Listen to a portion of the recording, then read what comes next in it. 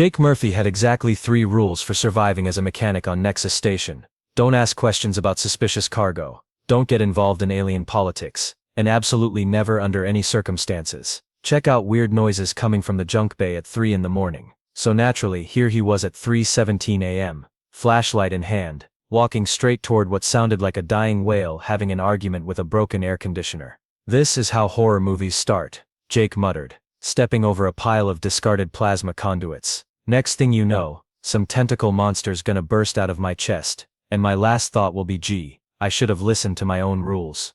The noise was coming from behind a stack of decommissioned navigation computers. Jake rounded the corner and promptly forgot how to breathe. There, sprawled across half the junk bay like some kind of cosmic accident, was a dragon. An actual honest-to-goodness, 20-foot-long dragon. Well, if dragons were typically bone-white with scales that seemed to shimmer like opals, and had 6 limbs instead of 4, but close enough for government work. Oh come on, Jake said to the universe in general.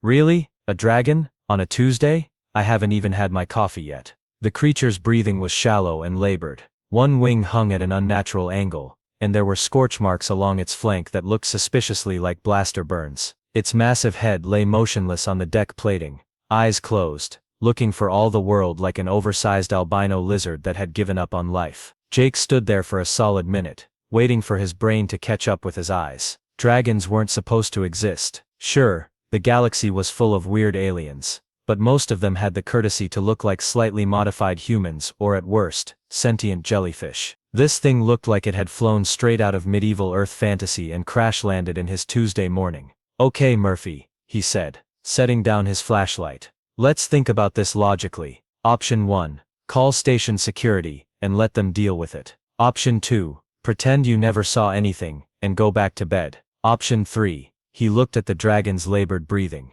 Option 3, you do something stupid and compassionate, and probably get yourself killed. The dragon's breathing hitched, and for a moment Jake thought it might be waking up. Instead, it just settled deeper into unconsciousness, looking somehow even more fragile despite being the size of a small shuttle. Well, Jake sighed, rolling up his sleeves. I always did have a thing for lost causes. He grabbed his emergency medical kit from his toolbox. It was designed for humans, but biology was biology. Right? This is definitely going on my list of stupidest things Jake Murphy has ever done, he announced to his new patient. And trust me, that's a very competitive list. 3 hours later, Jake had managed to clean and bandage the worst of the dragon's wounds using a combination of medical supplies, duct tape, and what he liked to call aggressive optimism. The creature, which he'd started mentally calling Ivory because of its bone-white scales, hadn't moved so much as a whisker.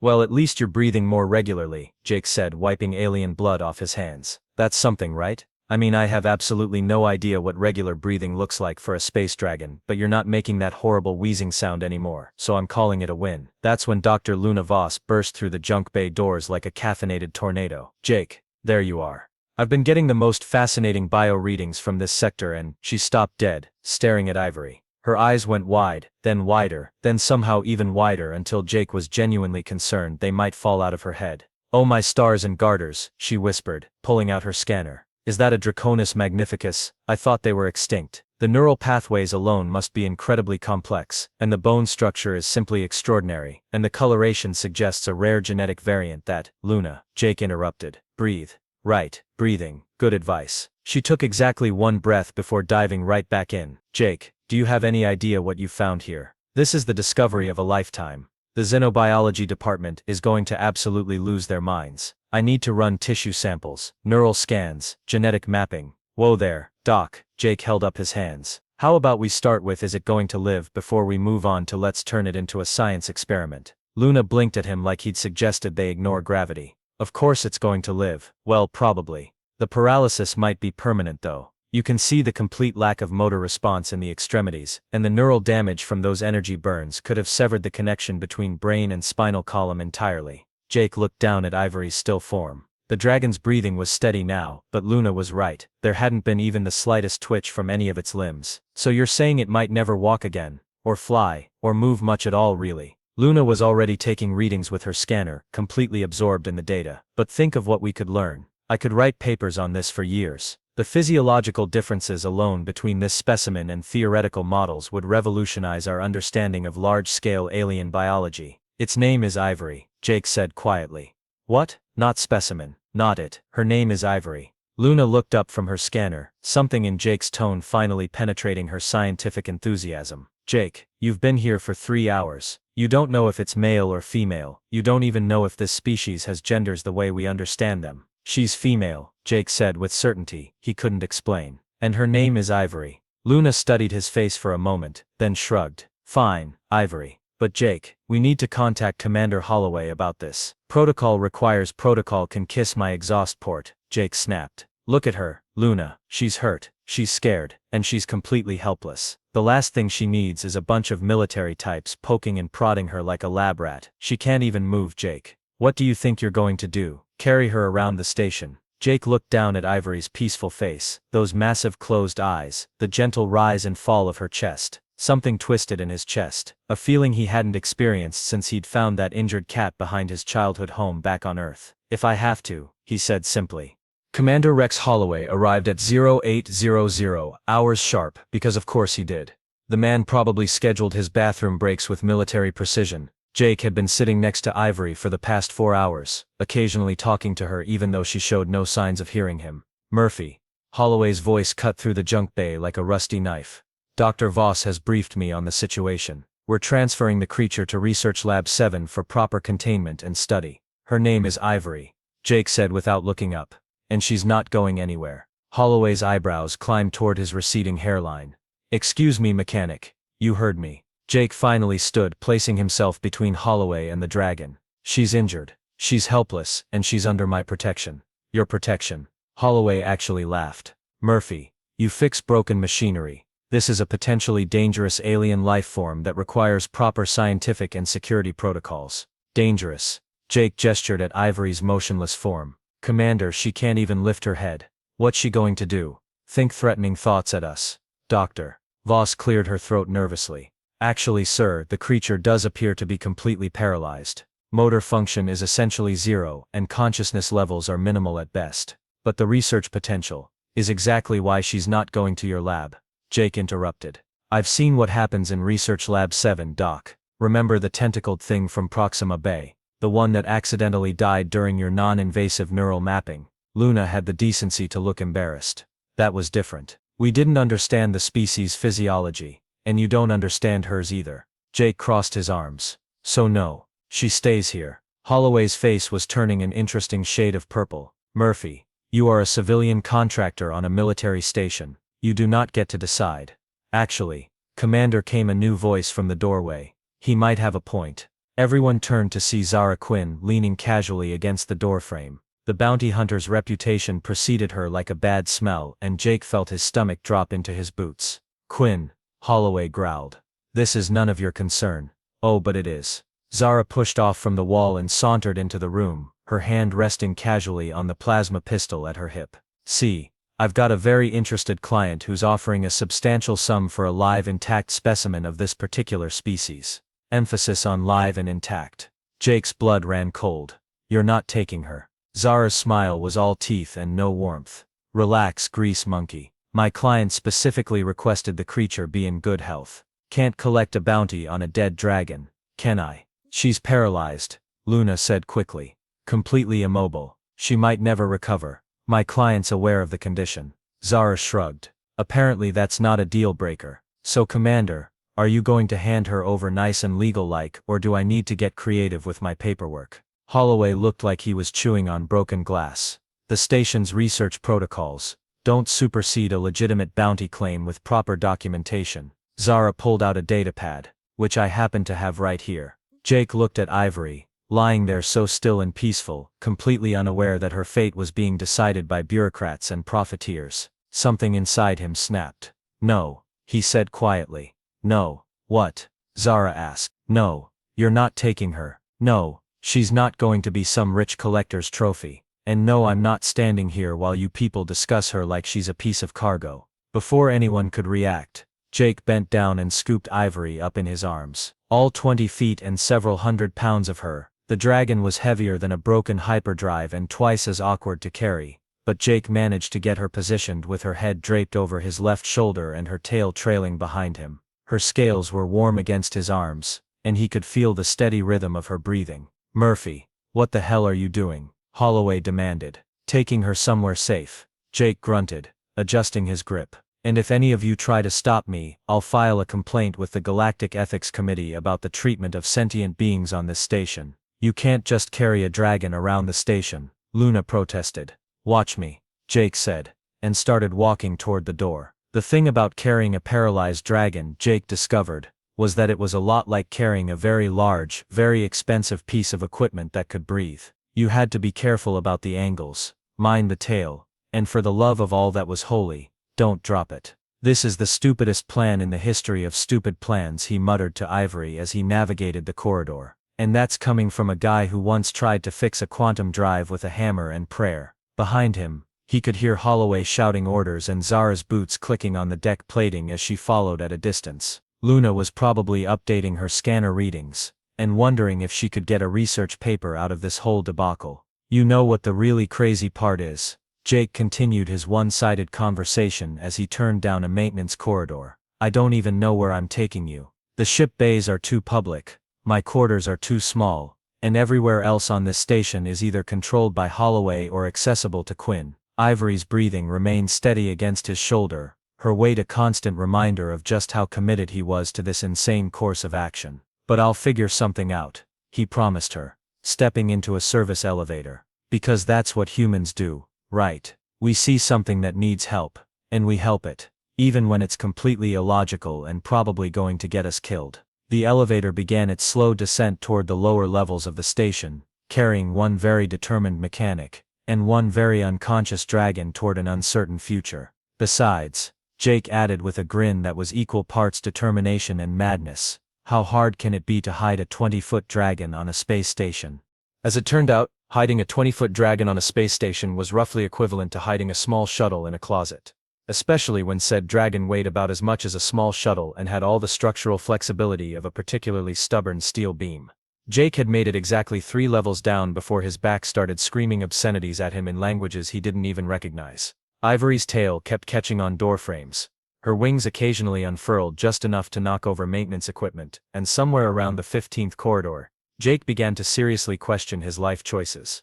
Okay girl, he panted, pausing to lean against a bulkhead. I'm starting to understand why most heroes in the stories have either super strength or really good planning skills. Preferably both. The service corridors on level C were dimly lit and rarely patrolled, which made them perfect for hiding and terrible for navigation. Jake had been wandering for 20 minutes, Ivory's weight making his shoulders burn like someone had set his muscles on fire. You know what the worst part is, he continued his running commentary, adjusting his grip for the 100th time. I'm pretty sure I'm lost. Me. A guy who spent 5 years on this station and could navigate the maintenance tunnels blindfolded. But throw one unconscious dragon into the mix, and suddenly I have the directional sense of a drunk asteroid. That's when he heard the echo of boots on metal decking somewhere behind them. Multiple sets of boots, moving with purpose. Well, that can't be good, Jake muttered, picking up his pace despite his protesting muscles.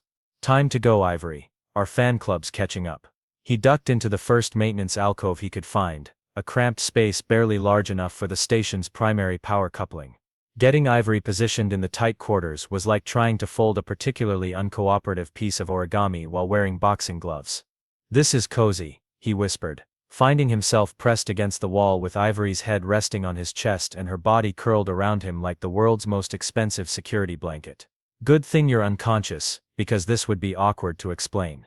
The footsteps grew closer, and Jake could make out voices now. Zara's distinctive drawl mixed with Holloway's clipped military tones and what sounded like at least 2 security officers. The maintenance logs show he accessed this level, one of the officers was saying. But there's no indication of which direction he went. Split up, Holloway ordered. Quinn, take the eastern corridors. I'll take the western access tunnels. You two check the service alcoves. Jake's heart did something anatomically impossible involving his throat and possibly his left ear. He looked down at Ivory, whose breathing remained steady and peaceful despite their precarious situation. This would be a really good time for you to wake up and do something dragony, he whispered to her. Maybe breathe fire, roar intimidatingly. Even a really aggressive sneeze would be helpful right about now. Ivory's only response was a soft, almost purring sound that Jake might have found endearing under different circumstances. Like circumstances that didn't involve armed bounty hunters and military personnel actively hunting for them.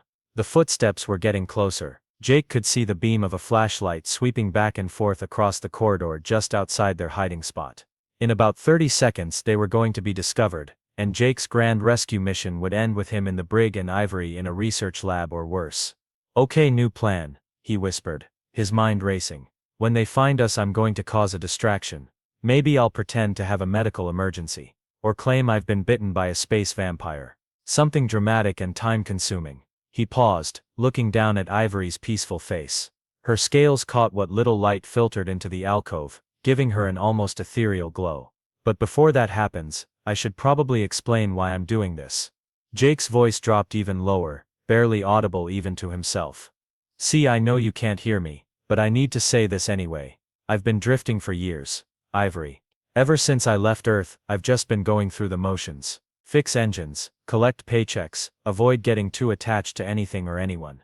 The flashlight beam swept closer. "But then I found you, and something just clicked. Maybe it's because you're hurt and helpless, and I've got this stupid hero complex I never knew about. Or maybe it's because you remind me of something I lost a long time ago." He touched her snout gently, surprised by how warm her scales were. "My sister used to collect dragon figurines when we were kids. Had hundreds of them. Said she was going to find a real one someday and make friends with it." The footsteps stopped right outside the alcove. "She died in a transport accident when she was 16. Jake continued, his voice barely a breath. "Never got to meet her dragon, so maybe I'm doing this for her. Or maybe I'm doing it because you're the first thing in years that's made me feel like I have a purpose beyond just existing." A shadow fell across the alcove entrance. "Either way," Jake whispered, "I want you to know that even if this goes badly, even if they take you away and do terrible things, someone cared about you. Someone thought you were worth risking everything for. And if there's any justice in this galaxy, someday you'll understand that you're not alone." The flashlight beam swung directly into the alcove, illuminating Jake's face and Ivory's still form. "Found them," the security officer shouted. But just as Jake tensed for capture, the lights went out. All of them. The entire section of the station plunged into darkness so complete that Jake couldn't see his own hand in front of his face. Emergency lighting kicked in a few seconds later, casting everything in a dim red glow. In the confusion, Jake heard cursing, stumbling and what sounded like someone walking into a bulkhead at high speed. "Power coupling must have blown," the security officer's voice carried through the corridor. "Sir, we need to report this to engineering before." "Forget the power coupling." Holloway's voice echoed from somewhere in the distance. "Find Murphy and that creature." But Jake was already moving. In the chaos of the power failure, he'd managed to extract himself and Ivory from the alcove and was now navigating by memory and the faint red emergency lights. His shoulders screamed in protest, but adrenaline was doing wonderful things for his pain tolerance. "I don't know if that was luck or divine intervention," he murmured to Ivory as they made their way deeper into the station's bowels. "But I'm not complaining." They reached a junction where 3 corridors met, and Jake paused to catch his breath. The pursuit seemed to have fallen behind, probably hampered by the power issues and the maze-like layout of the maintenance areas. "You know what's funny," he said, readjusting his grip on Ivory. "I spent my whole adult life avoiding responsibility, avoiding commitment, avoiding anything that might require me to actually care about someone else. And here I am, carrying a paralyzed dragon through the guts of a space station because the thought of letting someone hurt you makes me physically ill." Ivory's breathing hitched slightly, and for a moment Jake thought she might be waking up. Instead, she seemed to settle deeper into sleep, her head finding a more comfortable position against his shoulder. "My back is going to hate me forever," Jake continued, taking the left corridor toward what he hoped was the abandoned cargo bay on level D. "But my conscience can live with that. What it can't live with is the idea of you ending up as someone's lab experiment, or trophy." As they descended deeper into the station, Jake found himself talking more freely, sharing thoughts and memories he'd kept buried for years. Maybe it was the stress, maybe it was the certainty that no one else could hear him, or maybe it was just that Ivory was the best listener he'd ever had. "The thing is," he said, as they finally reached the cargo bay he'd been looking for, "I don't think I'm cut out to be a hero. Heroes are supposed to be brave and noble, and have perfect hair even in the middle of explosions. I'm just a mechanic with a bad attitude and questionable decision-making skills." He managed to get the cargo bay door open and carefully carried Ivory inside. The space was large enough to house a small freighter, currently empty except for some old shipping containers, and a thin layer of dust that suggested no one had been here in months. But maybe that's enough, Jake said, gently setting Ivory down on a relatively clean section of deck plating. Maybe heroes aren't born. They're just ordinary people who decide that some things are worth fighting for. He sat down beside her, finally allowing himself to rest. His arms felt like overcooked noodles, and his back was sending up flares of pain that would have impressed a small son. So here we are, he said, looking around their temporary refuge. Home sweet home. It's not much, but it's got privacy. It's off the main patrol routes, and best of all, it's got a really good lock on the door. As if to punctuate his words, distant footsteps echoed through the corridors outside, growing fainter as their pursuers searched in the wrong direction. Jake smiled, and gently patted Ivory's flank. Don't worry, girl, I'll figure out our next move, after I give my spine a chance to forgive me for the worst workout of its existence. Jake had been dozing fitfully beside Ivory for about 2 hours when the sound of voices in the corridor outside jolted him awake. Not the distant echoes of search parties this time, but close voices. Right outside the cargo bay door. Motion sensors picked up movement in this section about 3 hours ago, came Zara's unmistakable drawl, then nothing. Like they just vanished. Impossible, Holloway's voice replied.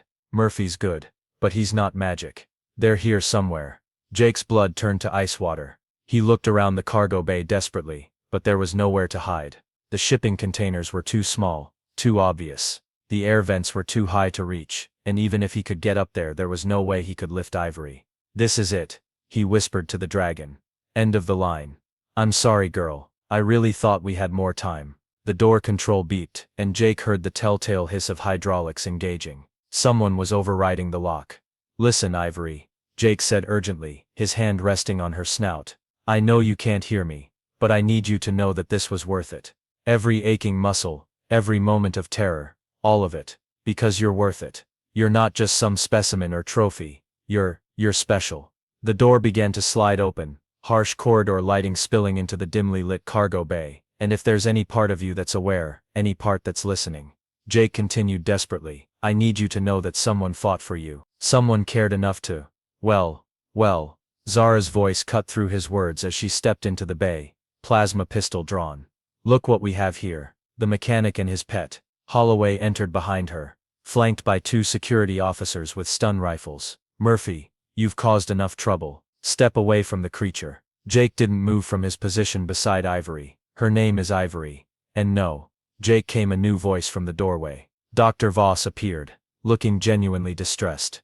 Please, just let us take her. I promise the research will be humane. We'll learn so much, and you'll learn how she screams. Jake said flatly. You'll learn how much pain she can endure before she breaks. You'll learn what her insides look like spread across a lab table. That's not Luna started. That's exactly what it is. Jake interrupted. I've seen your humane research, Doc. I've cleaned up the aftermath. Zara was getting impatient. Touching as this is, I've got a schedule to keep.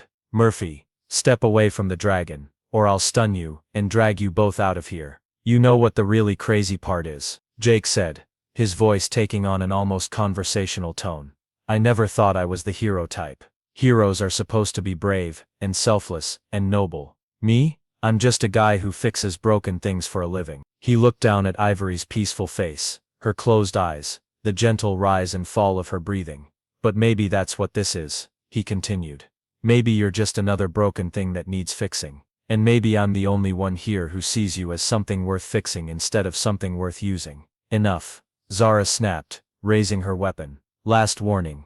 Grease monkey. You want to know what I learned about dragons during our little adventure? Jake asked, still not moving. I learned that they're warm. Warmer than you'd expect. And they make this soft purring sound when they're content. And their scales catch the light in the most beautiful way, like living opals. The weapon's charging whine filled the air. I learned that even unconscious, even paralyzed, they have dignity. They have presence. They're not just animals or specimens or curiosities. Jake's voice grew stronger. They're people. Different from us maybe, but people nonetheless. Jake, Luna said softly. She can't hear you. The neural damage. I learned something else too.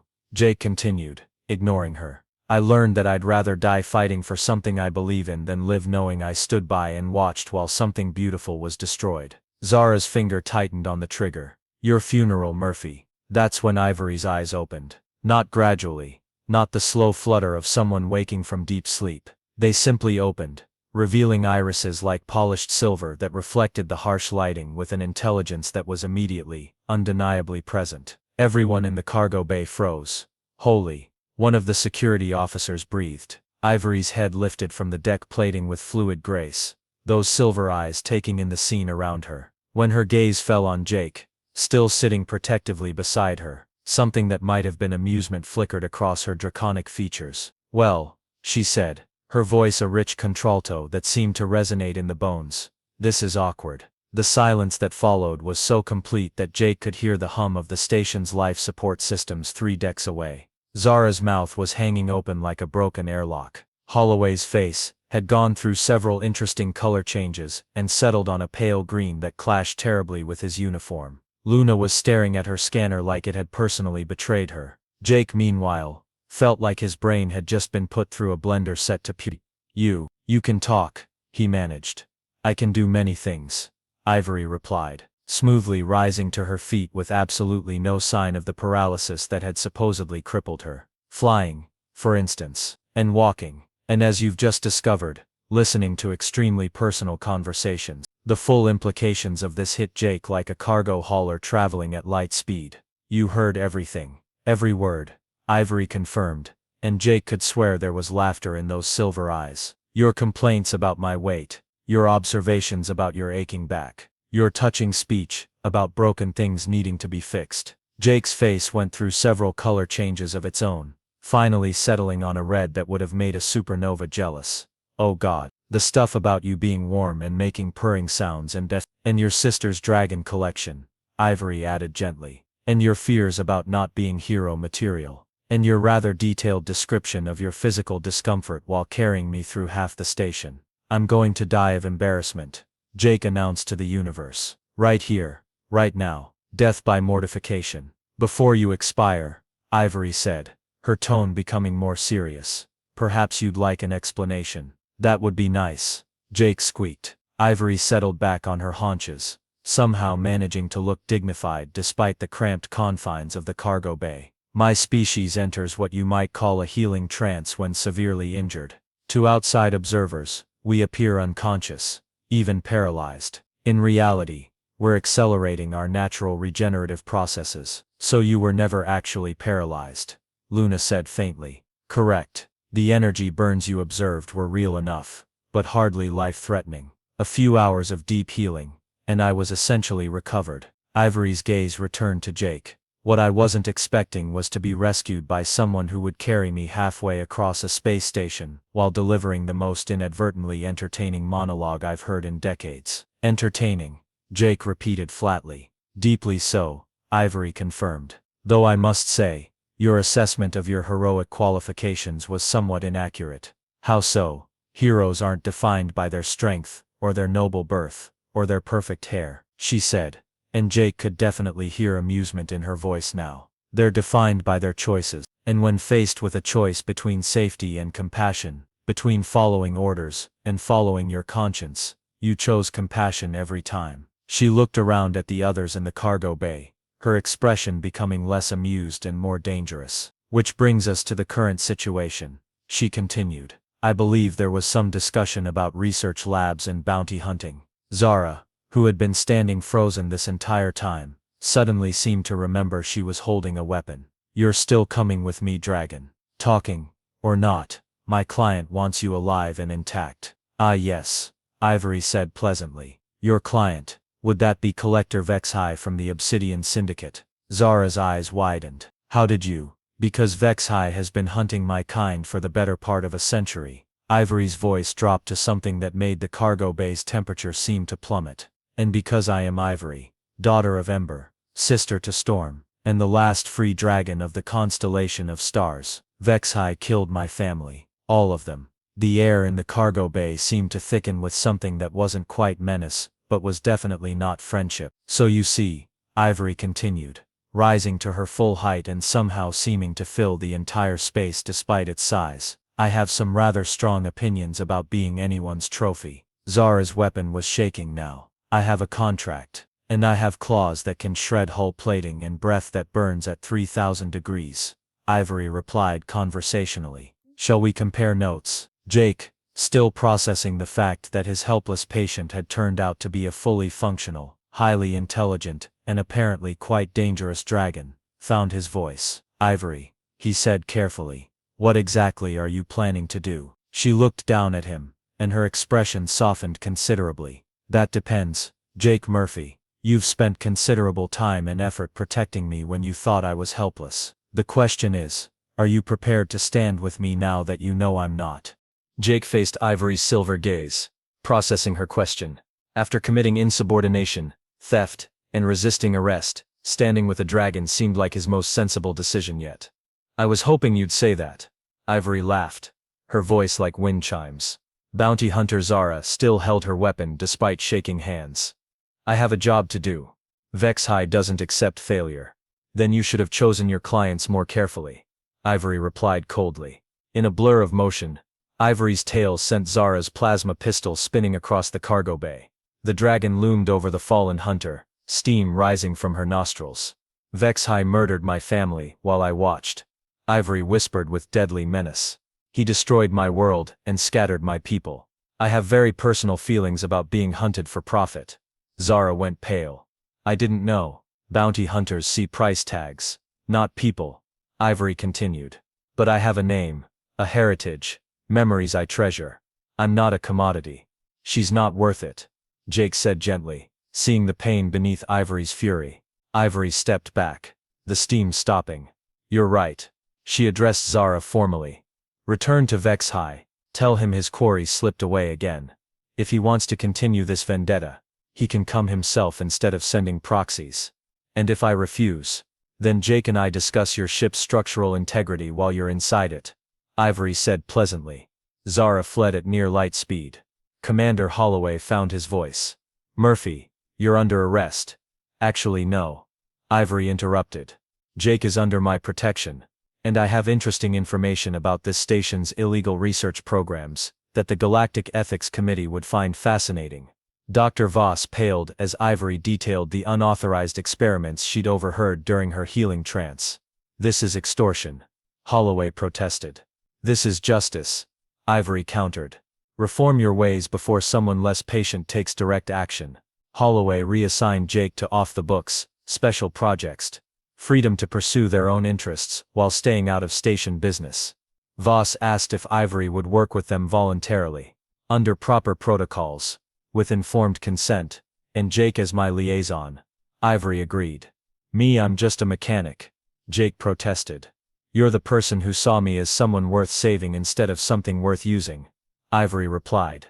"You know about fixing broken things, and treating people with dignity." Jake felt unfamiliar warmth. Pride mixed with purpose. "Okay, I can do that. I am not Jake's pet or prisoner," Ivory announced to the room. "I am his partner. We stand together by choice. Anyone who threatens him threatens me." "Partnership goes both ways," Jake added with surprising conviction. Alone in the cargo bay, Jake laughed. "I expected to fix hyperdrive components today. Instead I carried a dragon, faced bounty hunters, and blackmailed my commander. How do you feel about that?" Ivory asked. Jake considered seriously. The old Jake would have been terrified, seeking his safe routine, but now he felt something he hadn't in years. "Alive," he said finally. "Completely alive." "Good." Ivory settled beside him gracefully. "Our adventures are just beginning. Vex High is still out there. Other dragons need help. There are wrongs to right." "Sounds dangerous. The kind of work that requires a hero," she said softly. "I'm not sure I'm hero material." "Then it's good you have a dragon to help you figure it out," Ivory said with warmth that tightened Jake's chest. He realized a single decision to help someone had fundamentally changed his life. From lonely mechanic to partner in an extraordinary adventure. "What's our first mission?" he asked. "First, proper equipment. You'll need better than a toolkit and bad attitude for galaxy travel." "My attitude is perfectly calibrated," Jake protested with mock indignation. "I'd call it charming in a sarcastic way that's somehow endearing," Ivory teased. As Jake blushed, she added, "I heard everything, including your observations about my scales catching light like living opals. Are you ever letting me live that down?" "Probably not.